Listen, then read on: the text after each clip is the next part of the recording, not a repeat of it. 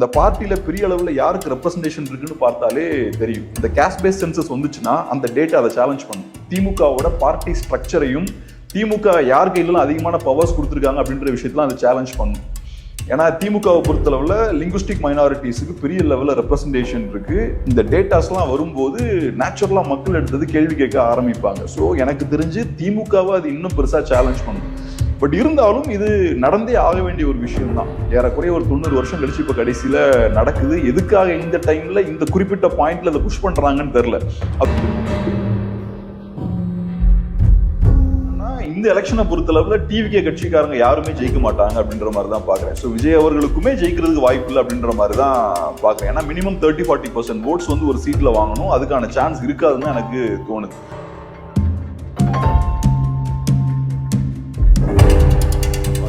மாற்று அப்படின்ற பேர்ல ஒவ்வொரு எலெக்ஷன்லயும் புதுசா அப்படி ஆட்கள் உள்ள வராங்க. கமல்ஹாசன் அவர்கள் சீரியஸான பொலிட்டிஷியனே கிடையாது.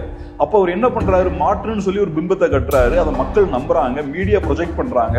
மக்களோட டைம் வேஸ்ட் ஆகுது. ஒரு எலெக்ஷன் நம்ம வேஸ்ட் பண்ணிட்டோம். அதே மாதிரி இப்ப விஜய் இப்ப வராரு, அவரும் மாற்றுன்னு பேசுறாரு. அவர்கிட்ட மாற்று அரசியலும் இல்லை, மாற்று சித்தாந்தமும் இல்லை, எதுவும் இல்லை. அப்படி எதுவும் இல்லாம அவர் மாற்றா இருக்கிறதுக்கு வாய்ப்பே கிடையாது. அண்ணா வணக்கம். வணக்கம். செந்தில் பாலாஜி அமைச்சரவை விட்டு நீக்கப்பட்டிருக்காரு. அதே போல் பொன்முடி நீக்கப்பட்டிருக்காரு. இந்த செந்தில் பாலாஜி அமைச்சரை விட்டு நீக்கப்பட்டதை எப்படி பார்க்கலாம்? அதாவது ஒரு தற்காலிகமான ஒரு முடிவுன்னு பார்க்கலாமா, இல்லை செந்தில் பாலாஜிக்கு அரசியல் எதிரான இனிமேல் இல்லை, அவர் வளர்ச்சி இல்லை, இனிமேல் கீழ் நோக்கி தான் போவார் அப்படின்னு பார்க்கலாமா? தெரில. இப்போ செந்தில் பாலாஜி அவரோட ஃபியூச்சர் எப்படி இருக்குன்னு நமக்கு தெரில. பட் இப்போதைக்கு இருக்கக்கூடிய சூழலை பார்த்தா திருப்பி அவர் அமைச்சர் ஆக மாட்டார் அப்படின்ற மாதிரி தான் தோணுது. அதே மாதிரி செந்தில் பாலாஜி அவர்களுக்கு ஒரு பெரிய ஒரு சிக்கலும் இருக்கிற மாதிரி தோணுது. முக்கியமா பொன்முடி அவர்கள், செந்தில் பாலாஜி அவர்கள் அமைச்சரவையிலிருந்து நீக்கப்பட்டது திமுகவுக்கு பெரிய ஒரு பின்னடைவு. ஏன்னா திமுகவை பொறுத்தளவுல அவங்களுக்கு கீழே லோக்கல் லெவல் லீடர்ஸ் ஸ்ட்ராங்கா இருப்பாங்க. குறுநில மன்னர்கள் மாதிரி ஒவ்வொரு பகுதியிலும் ஸ்ட்ராங்கான ஆட்கள் இருப்பாங்க. ஸோ அந்த பகுதியில் நல்லா பெர்ஃபார்ம் பண்ணணும்னா அவங்க நல்லா ஸ்ட்ராங்காக இருக்கணும். இப்போ ஜெயலலிதா அவர்கள் இருக்கும்போது அதிமுகவில் டாப் டவுன் அப்ரோச் தான் இருக்கும். கீழே இருக்கிற மினிஸ்டர்ஸோ எம்எல்ஏஸோ பெரிய தேவை கிடையாது. நினச்சாங்கன்னா மேலேருந்து அவங்கள மாற்றினாலும் பெரிய பாதிப்பு கிரவுண்டில் ஏற்படாது. பட் திமுகவை பொறுத்தளவில் ஸ்ட்ராங்கான தளபதிகள் கீழே இருக்கணும். அதில் முக்கியமான ஆட்கள் 2 பேர் இப்போ வெளியே போறாங்கன்னா திமுகவுக்கு அது பெரிய ஒரு சிக்கல் தான். குறிப்பா 26ல அது பெரிய ஒரு இம்பாக்டை ஏற்படுத்தும். பட் செந்தில் பாலாஜி அவரோட ஃபியூச்சர் எப்படி இருக்குன்னு நமக்கு தெரில. நான் பிரைவேட்டா சில நண்பர்களோடலாம் பேசும்போது, நல்ல விஷயம் தெரிஞ்ச ஆட்கள்கிட்ட பேசும்போது அவருக்கு சிக்கல் தான், பொலிட்டிக்கல் கெரியர் கொஞ்சம் கஷ்டம் தான் அப்படின்ற மாதிரி சொல்றாங்க. பட் வெயிட் பண்ணி பார்ப்போம். பெரியசாமி, எம்ஆர்கே பன்னீர்செல்வம், துரைமுருகன் இப்படின்னு திமுகவோட மூத்த அமைச்சர்கள் மேலே ரத்து செய்யப்பட்ட சொத்து வழக்கெல்லாம் இப்போ மறுபடியும் உயிர் பெற்று வருது. இன்னும் 10-11 மாதம் தேர்தலுக்கு இருக்க வேளையில் இந்த சொத்து வழக்கு மூத்த அமைச்சர்களை யாராவது ஒருத்தரை சிறைக்கு தரனா அது திமுகவில் பெரிய பாதிப்பை ஏற்படுத்துமா, தேர்தல் நிலவரத்தில் தாக்கத்தை ஏற்படுத்துமா? ஏன்னா 2011 சமயத்தில் 2G ஊழல் வழக்கு பெரிய தாக்கத்தை ஏற்படுத்துச்சு. அதே போல் ஏற்படுத்துறதுக்கான வாய்ப்பு இருக்கா? பாஜக இந்த திமுகவோட ஊழலை தங்களுக்கான வாக்களை பெறுவதற்கான வாய்ப்பாக எடுத்துக்க வாய்ப்பு இருக்கு. டெஃபினட்டாக இப்போ எலெக்ஷன் நெருங்கும் போது இந்த மாதிரியான முக்கியமான அமைச்சர்கள் குறிவைக்கப்படுறது திமுகவுக்கு பெரிய ஒரு சிக்கல் தான். நீங்கள் சொன்னது போல் UPI 2 ஆட்சி நடந்துட்டு இருக்கும்போது இதே மாதிரி தான் நிறைய ஊழல் குற்றச்சாட்டுகள் காங்கிரஸ் பார்ட்டி மேலே வந்துக்கிட்டே இருந்தது. மக்கள் மத்தியில் காங்கிரஸ் பார்ட்டினாலே பெரிய ஒரு ஊழல் கட்சி தான் அப்படின்ற ஒரு இமேஜ் ஏற்பட்டுச்சு. அதே விஷயம் இப்பயும் கண்டிப்பாக நடக்கும். அது போக இப்போ எலெக்ஷன் கிட்ட வரும்போது திமுக நாங்கள் ஸ்ட்ராங்காக இருக்கோம் அப்படின்ற இமேஜை மெயின்டைன் பண்ண முயற்சி பண்ணுவாங்க. இந்த மாதிரி நிறைய சிக்கல்கள் வரும்போது செந்தில் பாலாஜியான முக்கிய தலைகள்லாம் பதவியிலிருந்து விலகும் போது திமுக வீக்கா இருக்காங்க அப்படின்ற ஒரு இமேஜ் அது கிரியேட் பண்ணும். சென்டர்ல இருந்து பாஜக ஃபுல் ஸ்ட்ரென்த்ல இருக்காங்க, இவங்க வீக்கா இருக்காங்க, டிஃபென்ஸ்ல இருக்காங்க, இமேஜை கிரியேட் பண்ணும். ஸோ இதெல்லாம் டெஃபினட்டா எலெக்ஷன் கிட்ட வரும்போது திமுகவுக்கு பெரிய ஒரு பின்னடைவு தான். பட் திமுகவை பொறுத்தளவில் இதை இன்னொரு சைடில் அவங்க யூஸ் பண்ணுறாங்க. சென்டர் வர்சஸ் ஸ்டேட் அப்படின்னு அவங்க நரேட்டிவாக அவங்க கட்டி அமைக்கிறாங்க. நாங்கள் சென்டருக்கு எதிராக அரசியல் பண்ணுறோம், ஸோ சென்டரும் எங்களுக்கு எதிராக வராங்கன்ற மாதிரி அரசியலை கட்டி அமைக்கிறாங்க. இது அவங்களுக்கு சாதகமாக அவங்க பயன்படுத்துகிறாங்க. பட் இருந்தாலும் ஓவராலாக நான் எப்படி பார்க்குறேன்னா டெஃபினட்டாக திமுகவுக்கு பின்னடைவு தான். கம்யூனிஸ்டுகள் அண்மைய காலத்தில் கம்யூனிஸ்டுகளோட செயல்பாடுகள் விமர்சனத்துக்குள்ளாகுது. ஏன் அப்படின்னா அதில் மக்களின் குரலாக ஒழிக்காமல் ஆளும் வர்க்கத்தையும் ஊதுக்குள்ளதாக ஒழிக்கிறாங்க. இவங்க கம்யூனிஸ்ட கோட்பாடே ஏற்கலை, இவங்க உண்மையான கம்யூனிஸ்டாக திகழலை அப்படிங்கிற விமர்சனம் வைக்கப்படுது. அவங்களோட செயல்பாடை எப்படி பார்க்குறீங்க? குறிப்பாக அண்மையில் கோவனோட அந்த காணொளி வந்து சமூக வலைதளங்களில் பரவுச்சு. அதில் கோவன் வந்து ஒரு பாட்டு பாடுறாரு, தனிநபர் தாக்கல் கொடுக்குற விதத்தில் பாட்டு இருக்குது. கடந்த அதிமுக ஆட்சி காலத்தில் வந்து மதுவுக்கு எதிராக பாட்டு பாடி சிறைக்கு போன கோவன் வந்து இந்த முறை வந்து ஆளு வர்க்கத்துக்கு ஆதரவாக இந்த சமூக வளங்களை யார் சாடுறாங்களோ அவங்கள குறி வச்சு பாடுறதை எப்படி புரிஞ்சுக்கிறது? இப்போ கோவன் அவர்கள் பேசக்கூடிய பேசின அந்த விஷயத்தை பார்க்கும்போது நமக்கே ஆச்சரியமா இருக்கு. அவர் தன்னை ஒரு கம்யூனிஸ்ட் அவர் அடையாளப்படுத்திக்கிறாரு. இதுக்கு முன்னாடி அவருக்கு பெரிய ஒரு ட்ராக் ரெக்கார்டும் இருக்கு. அட்லீஸ்ட் அதிமுக காலகட்டத்தில் அரசை எதிர்த்து நிறைய விஷயங்கள் செய்த ஒரு ஆள், மக்களுக்காக மக்கள் பக்கம் நின்ன ஒரு கேரக்டர். இன்னைக்கு விஜய் அவர்களை விமர்சிச்சு பேசுறாரு. அதுக்கான எல்லா உரிமையும் அவருக்கு உண்டு. விஜய் அவர்களை அரசியல் ரீதியாக அவர் விமர்சிக்கலாம், டிவிகேவை அரசியல் ரீதியாக விமர்சிக்கலாம். பட் இருந்தாலும் அவர் கையில் எடுக்கக்கூடிய ஆயுதம் என்னன்னு பார்த்தோம்னா ஆபாசம் அப்படின்ற ஒரு விஷயத்தை அவர் ஒரு ஆயுதமா பயன்படுத்துறாரு. விஜய் அவர்களை ரொம்ப பர்சனலா அவர் அட்டாக் பண்றாரு. ஸோ கோவன் அவர்களுக்கு ஐடியாலஜி இருக்கு, பெரிய எக்ஸ்பீரியன்ஸ் இருக்கு, களத்துல நல்லா எக்ஸ்பீரியன்ஸ் இருக்கு, மக்கள் மத்தியில நல்ல ஒரு தரப்பு மக்கள் மத்தியில் செல்வாக்கும் இருக்கு. இதெல்லாம் இருந்ததுக்கு அப்புறமும் அவர் ஆபாசம் அப்படின்ற அந்த விஷயத்தை தான் ஆயுதமா எடுத்து விஜய் அட்டாக் பண்றாரு. ஸோ அதுக்கான காரணம் என்ன? விஜய் அட்டாக் பண்றது ஏகப்பட்ட விஷயம் இருக்கு. அவரோட அரசியலை பத்தி பேசலாம், அவரோட அரசியல் செயல்பாடுகள் குறித்து பேசலாம், அங்கெல்லாம் நிறைய பிரச்சனைகள் இருக்கு, அதெல்லாம் பேசலாம். அதெல்லாம் பேசாம அவர் ஏன் இதை எடுக்கிறாருன்னு பார்த்தோம்னா, கம்யூனிஸ்டுகள் கரப்டா இருக்காங்க. இதுதான் சிக்கலா இருக்கு. அவங்க செய்ய வேண்டிய வேலையை சரியா செய்யல, ஐடியாலஜிக்கலா கரப்டா இருக்காங்க. ஸோ அதனால இஷ்யூ பேஸ்டா அவங்களால விஜய் கூட எதிர்கொள்ள முடியல. இப்ப விஜய் அவர்கள்ட்ட போய் உங்களோட அரசியல் செயல்பாடு என்ன, ஏன் எதுவுமே செய்யாம அமைதியா இருக்கீங்கன்னு கேட்க முடியாது. அதே கேள்வியை கோவனை பார்த்து கேட்பாங்க. நீங்க அதிமுக ஆட்சி காலத்துல என்ன பேச்சு பேசுனீங்க, இப்ப என்ன அமைதியா இருக்கீங்கன்னு கேட்பாங்க. அதே மாதிரி விஜய் அவர்கள் பாலிடிக்ஸ் வந்து எல்லாம் மணி சென்டர்டா இருக்கு, ரொம்ப பணத்தை ஃபோக்கஸ் பண்ணியே இருக்கு, கரப்டா இருக்குன்னு நீங்க சொல்ல முடியாது. இப்ப அதே கேள்வியை கோவனை பார்த்து கேட்பாங்க. ஸோ இன்னைக்கு திமுக ஆட்சியில் இவ்வளவு பிரச்சனைகள் இருக்கு, டாஸ்மார்க் இருக்கு, ஏகப்பட்ட பிரச்சனைகள் இருக்கு, நீங்க அதெல்லாம் பத்தி பேசாம ஏன் அமைதியா இருக்கீங்க, அப்ப நீங்க கரப்டா இருக்கீங்களான்னு கேட்பாங்க. ஸோ அதனால இவங்க பார்த்தோம்னா இவங்க கைகள் சுத்தமா இல்ல, இவங்க ஆஃப் லைட் பார்த்தோம்னா ஐடியாலஜிக்கலா டைல்யூட் ஆயிட்டாங்க, முதலாளித்துவ கட்சிகளை சார்ந்தே இருக்க ஆரம்பிச்சிட்டாங்க. அப்படி இருக்கும்போது இன்னொருத்தங்களை பார்த்து கேள்வி கேட்கறதுக்கு நியாயமான அரசியல் ரீதியா ஒருத்தனை எதிர்கொள்றதுக்கான எந்த ஸ்ட்ரென்த்தும் அவங்க கிட்ட இல்லை. அப்ப அவங்க கிட்ட இருக்கிற ஒரே ஆயுதம் என்ன? பர்சனல் அட்டாக், ஆபாசம், இந்த விஷயங்கள்லாம் கையில் எடுக்கிறாங்க. அப்புறம் விஜய் அவர்கள் அட்டாக் பண்ண வேண்டிய தேவை ஏன் இவருக்கு வருது? திமுக அட்டாக் பண்ண வேண்டிய தேவை வரல, திமுக கூட்டணி கட்சிகளை அட்டாக் பண்ண வேண்டிய தேவை வரல, ஆனா விஜய ஸ்பெசிபிக்கா அட்டாக் பண்ண வேண்டிய தேவை ஏன் வருது? ஸோ திமுக ஒரு கட்சியை எதிரியா பார்த்தா அந்த கட்சி ஆட்டோமேட்டிக்கா இவங்களுக்கு எதிரியாயிடுறாங்க. ஸோ சிம்பிளா அந்த அளவுக்கு மோசமா சிச்சுவேஷன் இருக்கு. ஸோ திமுகவுக்கு யார் எதிரியோ அவங்களோட எதிரியா, கம்யூனிஸ்டுகளோட எதிரியா அவங்களும் மாறிடுறாங்க. ஸோ கோவன் அவர்கள் அந்த பாயிண்ட்ல தான் அவர் உள்ள பூந்து விஜய் அட்டாக் பண்றாரு. அதுவும் டீசெண்டா அட்டாக் பண்றதுக்கான அந்த பேசிக்கான அந்த கருத்தியல் ஸ்ட்ரென்த் கூட அவங்க கிட்ட இல்லை, பர்சனலா இறங்கி அட்டாக் பண்றாங்க. சாதிவாரி கணக்கெடுப்பை வந்து எடுக்கப்படுறதா மத்தியில் ஆளக்கூடிய பாஜக அரசு அறிவிச்சிருக்கு. ஒரு பக்கம் திமுக என்ன சொல்லுதுன்னா மத்திய அரசு எனக்கு அடிபணிஞ்சிச்சு அப்படின்னு சொல்லுது. இன்னொரு பக்கம் யதார்த்த கள நிலவரமாக என்ன பார்க்கப்படுதுன்னா பீகார் சட்டமன்ற தேர்தலுக்காக தான் இதை பண்ணுறாங்க. ஏற்கனவே வந்து பஞ்சாப் தேர்தலுக்காக வேளாண் சட்டங்களை திரும்பப்பட்டது போல் பீகார் தேர்தலுக்காக வந்து இந்த சாதிவாரி கணக்கெடுப்பு குறித்தான அறிவிப்பை விடுறாங்க அப்படின்னு சொல்கிறாங்க. ஆனால் திமுக என்ன கிளைம் பண்ணிக்குதுன்னா நாங்கள் பண்ணதால தான் அவங்க அடிபணிஞ்சிருக்காங்க அப்படின்னு சொல்லுது. அதான் இப்போ எலக்டோரல் பாண்ட் இஷ்யூ வரதுக்கு முன்னாடி பார்த்தோம்னா திமுக ஆதரவாளர்கள்லாம் பயங்கரமாக பேசினாங்க. எலக்டோரல் பாண்ட்ஸ் அந்த டேட்டாலாம் வெளியே வந்தாச்சுன்னா எல்லாம் மாட்டிப்பாங்கன்னு அது டேட்டாஸ் வரதுக்கு முன்னாடி கூட அவ்வளோ கான்ஃபிடண்ட்டாக பேசினாங்க. அதுக்கப்புறம் டேட்டாலாம் வரும்போது பார்க்கும்போது திமுக காரங்க பயங்கரமாக ஃபண்ட்ஸ் வாங்கியிருக்காங்க, எலக்டோரல் பாண்ட்ஸை யூஸ் பண்ணி கார்பரேட்ஸ்ல வந்து நிறைய ஃபண்ட்ஸ் வாங்கியிருக்காங்க. அதுக்கப்புறம் பார்த்தோன்னா எல்லாம் குவைட் ஆயிடுறாங்க, அதை பற்றி பெருசாக பேசல. இதுவும் ஏறக்குறைய அந்த மாதிரி ஒரு விஷயமா தான் பார்க்குறேன். இப்போ சாதிவாரி கணக்கெடுப்பு நடந்தால் எனக்கு தெரிஞ்சு டெஃபினட்டாக திமுகவுக்கு நிறைய சிக்கல்கள் இருக்கு. பாஜகவுக்கு பிரச்சனை இருக்கா, காங்கிரஸுக்கு பிரச்சனை இருக்கான்றது செகண்டரி. டெஃபினட்டாக திமுகவுக்கு நிறைய பிரச்சனை இருக்கு. ரெண்டாவது இன்னொரு சர்ப்ரைசிங்கான ஒரு விஷயம் என்னன்னா பாஜக இதை செய்யறதுக்கு தயாராகிறதே கொஞ்சம் ஆச்சரியமா தான் இருக்கு. ஏன்னா பாஜகவை பொறுத்தளவில் அவங்க மத ரீதியான அரசியலை ஃபோக்கஸ் பண்ணக்கூடிய கட்சி. ஸோ இப்போ நீங்க சாதிய முரண்களை தட்டி பார்க்குறீங்க. இப்போ நீங்கள் இப்போ கேஸ்ட் சென்சஸ்ன்னு போனீங்கன்னா அப்போ ரிலிஜியஸ் போலரைசேஷன்லேருந்து அந்த பக்கம் ஷிஃப்ட் ஆகுது. ஹிந்து ரிலிஜனுக்குள்ள இருக்கக்கூடிய கேஸ்ட் பேஸ்ட் முரண்களை வந்து இது கூர்மைப்படுத்துறதுக்கான வாய்ப்பு இருக்குது. ஸோ அப்படி இருக்கும்போது அதை ஏன் கையில் எடுக்கிறாங்க அப்படின்ற விஷயமும் நமக்கு தெரில. வெறுமனே பீகார் எலெக்ஷன்ஸை மட்டும் அவங்க ஃபோக்கஸ் பண்ணி இதை பண்ணுவாங்களான்னு தெரில. ஏன்னா ஓவராலாக இந்தியா லெவலில் அவங்களோட கோர் பொலிட்டிக்ஸ் அதை டிஸ்டர்ப் பண்ணுறதுக்கான வாய்ப்பு இருக்குது. ரெண்டாவது, திமுகவுக்கு ஏன் பெரிய பாதிப்பு ஏற்படுத்தும் நான் எப்படி பாக்குறேன்னா, திமுகவை பொறுத்தளவுல அந்த பார்ட்டியில பெரிய லெவல்ல செல்வாக்கு இருக்கக்கூடிய தலைவர்கள், அந்த பார்ட்டியில பெரிய அளவுல யாருக்கு ரெப்ரசன்டேஷன் இருக்குன்னு பார்த்தாலே தெரியும். இந்த கேஸ்ட் பேஸ் சென்சஸ் வந்துச்சுன்னா அந்த டேட்டா அதை சேலஞ்ச் பண்ணும். திமுகவோட பார்ட்டி ஸ்ட்ரக்சரையும், திமுக யார் கையிலும் அதிகமான பவர்ஸ் கொடுத்துருக்காங்க அப்படின்ற விஷயத்துல அதை சேலஞ்ச் பண்ணும். ஏன்னா திமுகவை பொறுத்தளவுல லிங்குஸ்டிக் மைனாரிட்டிஸுக்கு பெரிய லெவலில் ரெப்ரசன்டேஷன் இருக்கு. இந்த டேட்டாஸ்லாம் வரும்போது நேச்சுரலா மக்கள் எடுத்தது கேள்வி கேட்க ஆரம்பிப்பாங்க. ஸோ எனக்கு தெரிஞ்சு திமுகவை அது இன்னும் பெருசா சேலஞ்ச் பண்ணும்.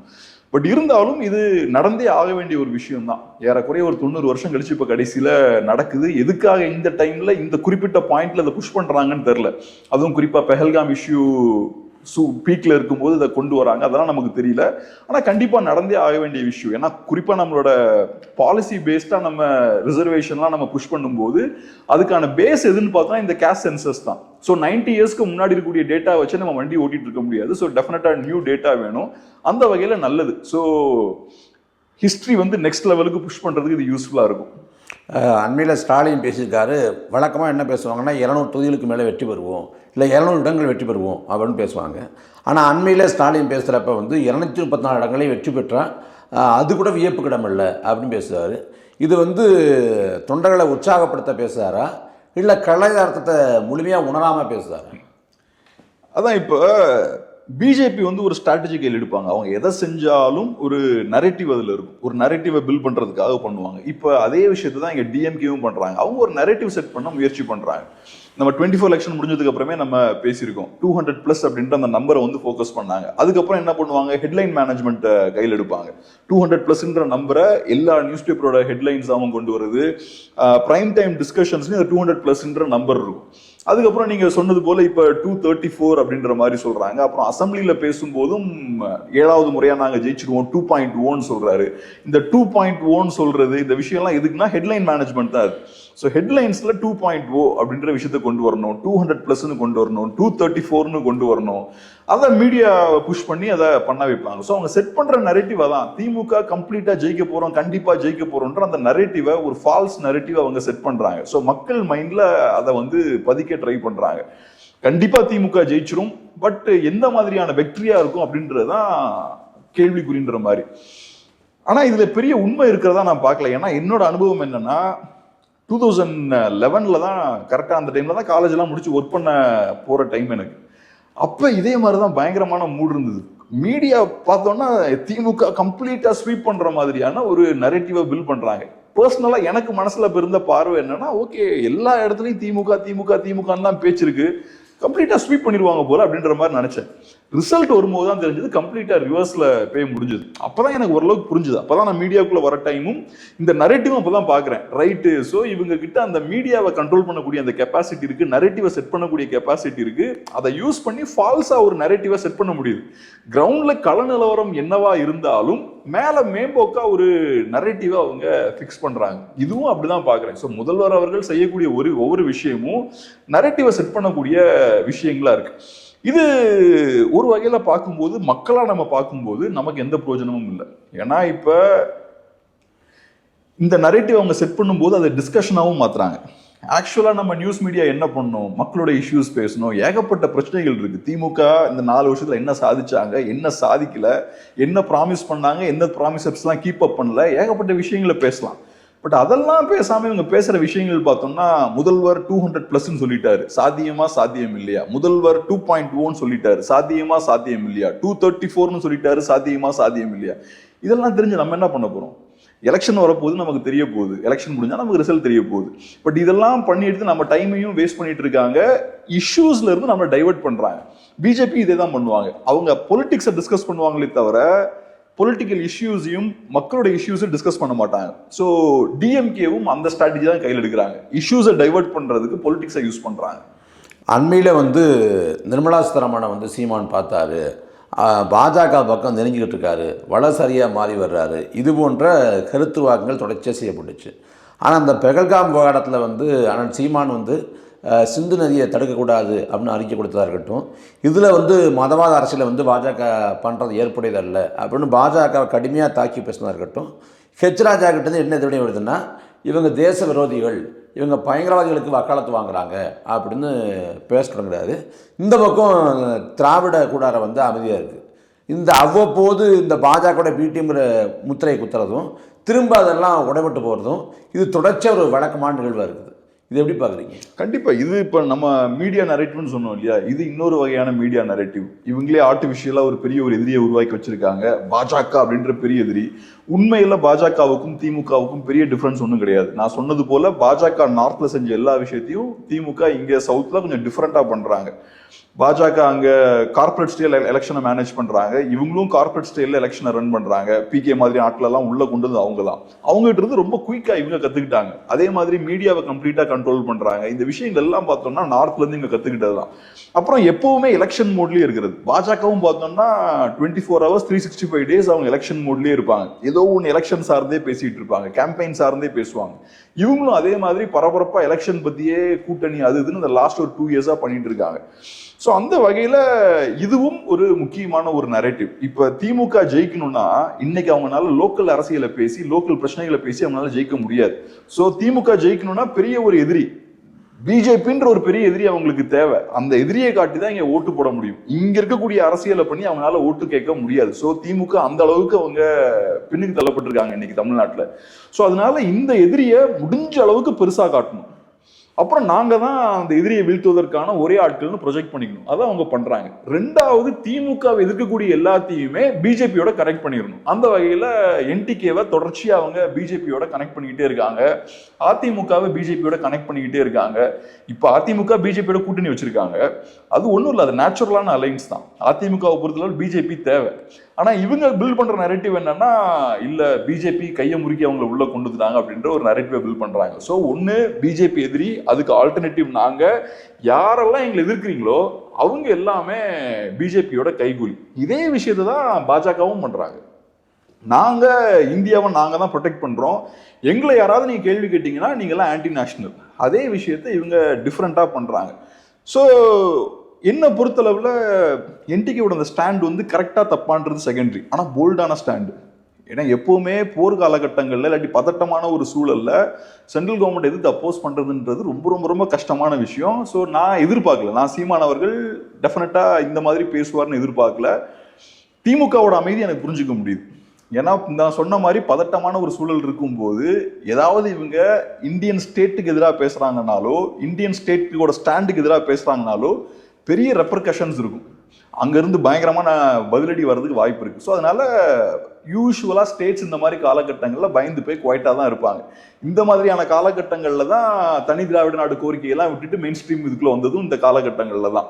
ஸோ அதனால என்னை பொறுத்தளவில் இது ரொம்ப போல்டான ஒரு ஸ்டாண்டு தான். இந்த மாதிரியான வாய்ஸஸ் கண்டிப்பாக தேவை தான். ஸோ எனக்கு பெரிய ஆச்சரியம் இல்லை திமுக இதில் குவைட்டாக இருக்கிறது. எனக்கு ஒன்றும் பெரிய ஆச்சரியம் இல்லை. ஏன்னா இந்த மாதிரி டஃப்பான டைம்ஸில் வந்து பெருசாக main stream political parties risk எடுக்க மாட்டாங்க.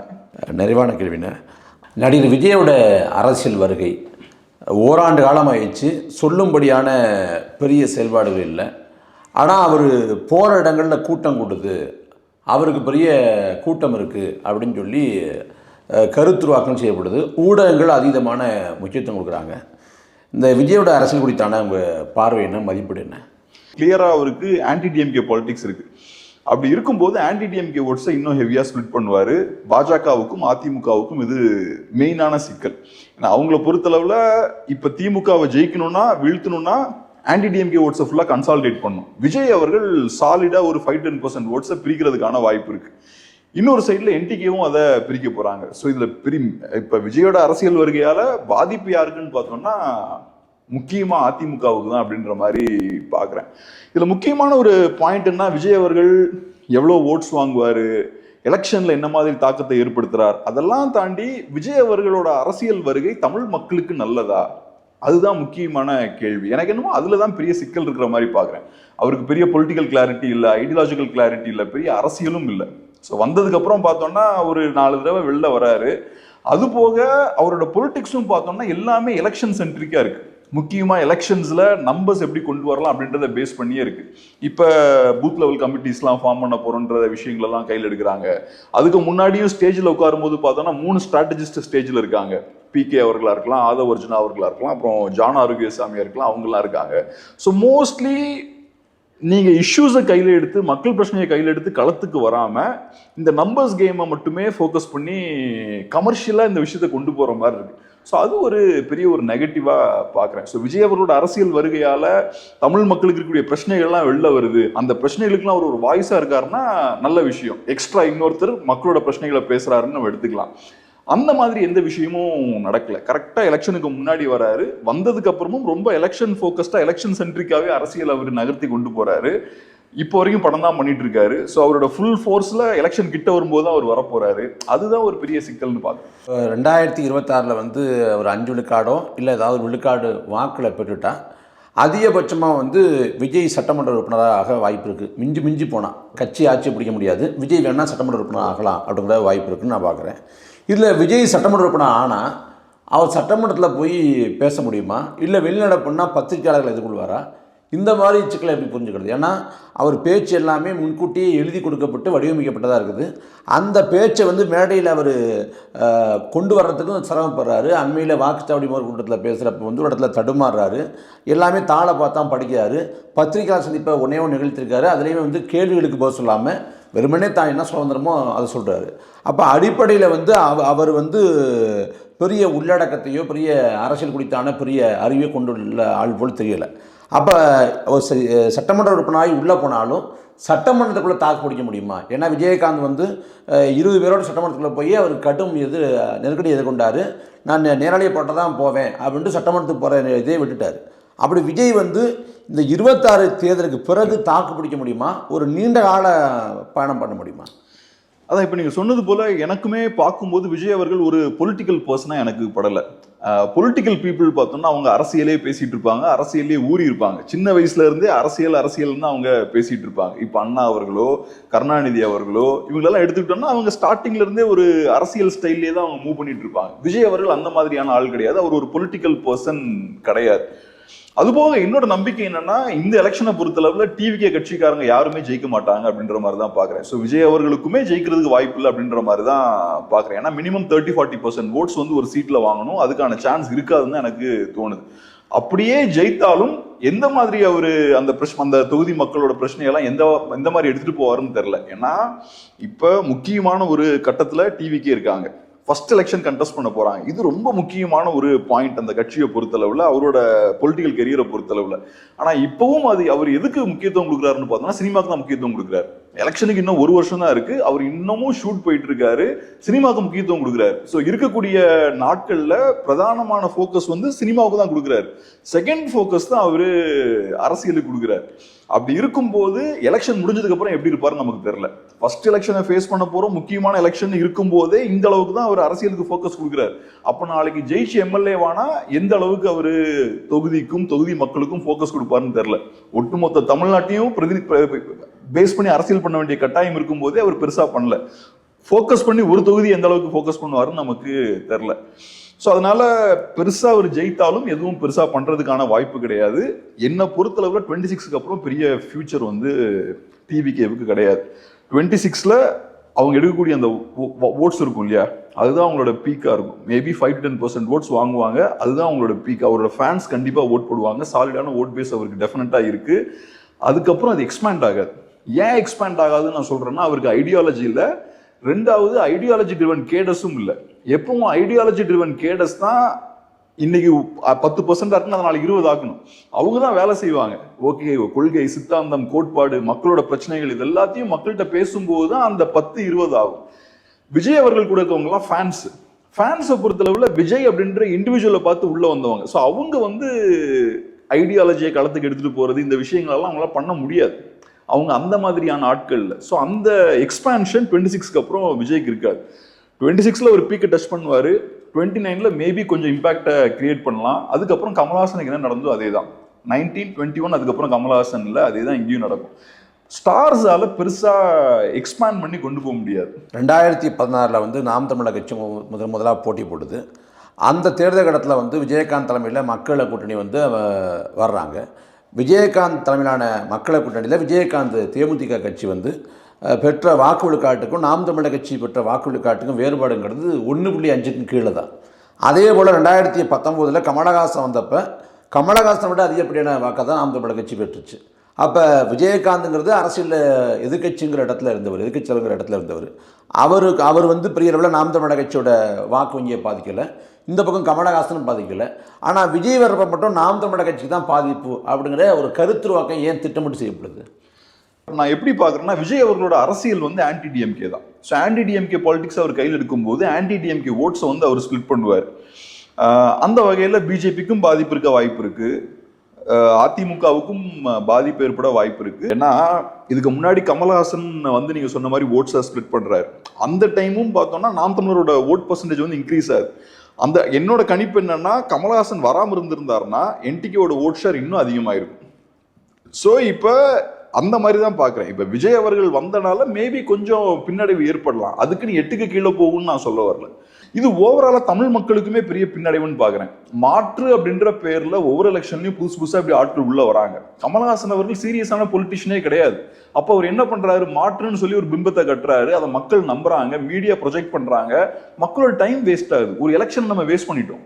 ஏறக்குறைய 3% மக்கள் வந்து ஓட்டு போட்டிருக்காங்க, அது ஃபுல்லாக வேஸ்ட்டு. அந்த மக்கள் ஃபோக்கஸ்டாக நிஜமான மாற்றம் நோக்கி அவங்க போயிருந்தாங்கன்னா தமிழ்நாட்டுக்கு நல்லது நடந்திருக்கும். ஸோ அந்த எலெக்ஷனில் அவர் வந்து ஏமாத்திட்டு போயிட்டார். அதுக்கப்புறம் இப்போ அரசியலே பேச மாட்டேங்கிறார். ஸோ அவருக்கு எந்த கமிட்மெண்ட்டுமே இல்லை. மக்கள் மேலே அக்கறை இருந்தால் அந்த மாதிரி இருக்க மாட்டாங்கல்ல. அதே மாதிரி இப்போ விஜய் இப்போ வராரு, அவரும் மாற்றுன்னு பேசுறாரு. அவர்கிட்ட மாற்று அரசியலும் இல்லை, மாற்று சித்தாந்தமும் இல்லை, எதுவும் இல்லை. அப்படி எதுவும் இல்லாமல் அவர் மாற்றா இருக்கிறதுக்கு வாய்ப்பே கிடையாது. பட் இருந்தாலும் மாற்று அரசியல் வேணும்னு நினைக்க போறவங்களோட ஓட்ஸை வந்து அவர் ஸ்பிளிட் பண்ண போறாரு. ஸோ இது தமிழ்நாட்டுக்கு பெரிய பாதிப்பா நான் பார்க்குறேன். கருத்து பதிவு எனக்கு மிக்க நன்றி. நன்றி.